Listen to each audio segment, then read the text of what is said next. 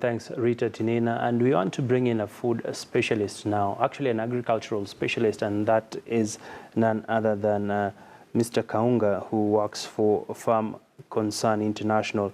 And many thanks, Anthony Kaunga, for joining us. What do you make of the recent developments around the government's approach to subsidize the cost of maize flour?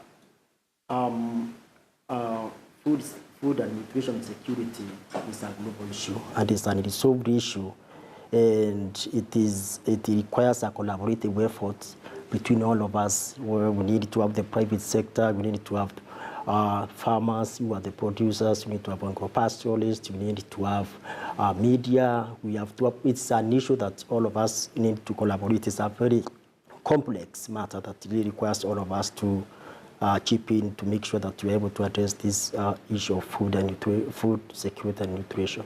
So what do you make of them reducing the costs? Was it a popular move? We are heading to the elections. Was it the right thing for the government to do?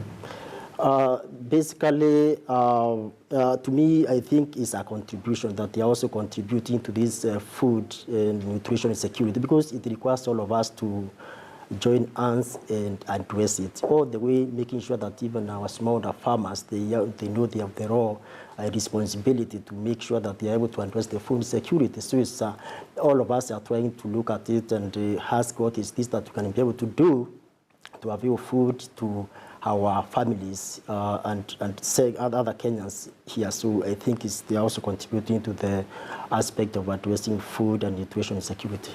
So what do you think will happen now that the farmers in the country have some maize stocks and additional maize has been imported from Mexico? I think the thing here is food shortage is really a complicated matter.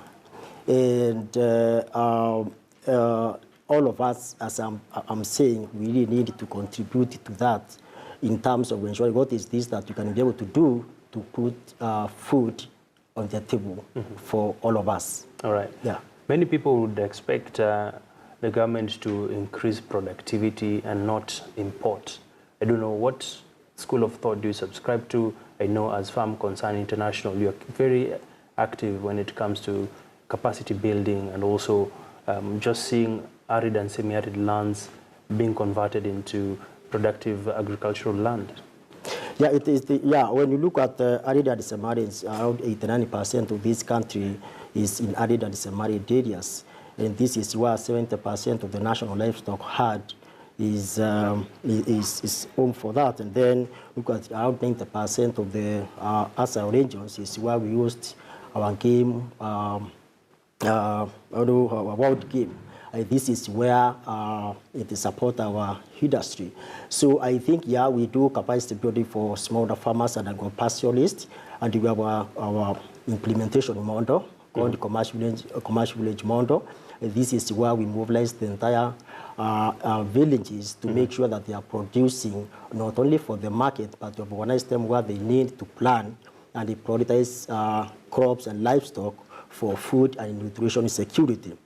Because you realize commercialization, we ensure that it is not choking the food security. So even as farmers, as we build their capacity, as we facilitate linkage with the input companies to be able to access improved varieties and other farm inputs, as we link them to those buyers who are able to buy from the farmers, and the farmers are able to increase their productivity through triggering the process of production, because there's an assured market.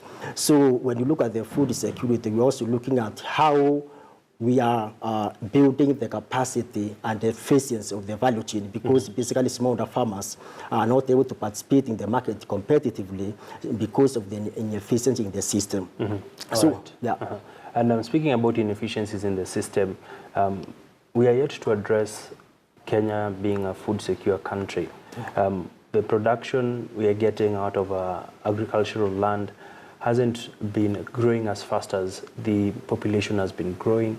At the same time, what are some of the options that we need to look at as a country so as to boost productivity? I know there are plans in Tana River County where they're doing the Galana Kulalo Food Security Project, which did not take off as many Kenyans would have hoped.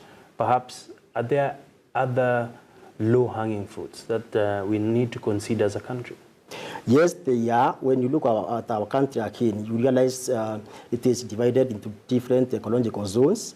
And what you do when you are trying to address the aspect of the food security, in Farm Concern International, what we do value chain analysis.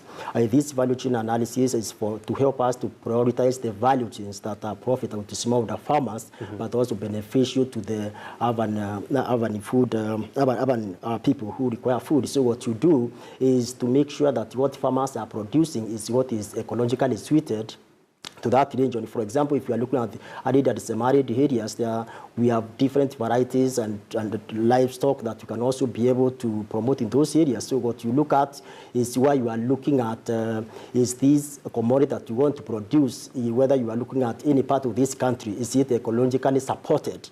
And if it is ecologically supported, is it viable? Is it profitable for smallholder farmers for them to be able to adopt? Because when farmers are assured of the market, they are able to it triggers adoption of the improved varieties, expansion of the acreages, but now it's also going to look at what is this that you are promoting, this ecological. So you need to promote something that is ecologically suitable, that is profitable for smallholder farmers to be able to adopt it, and again, it is also meeting the food and the nutrition value for both household and urban people. But the other thing is also looking at the prices of food when we are pricing. It's also where we do a lot of cost-benefit analysis with our smallholder farmers and agro-pastoralists to be able to know what is this that when they are making their decision, are they making their decision based on the net income?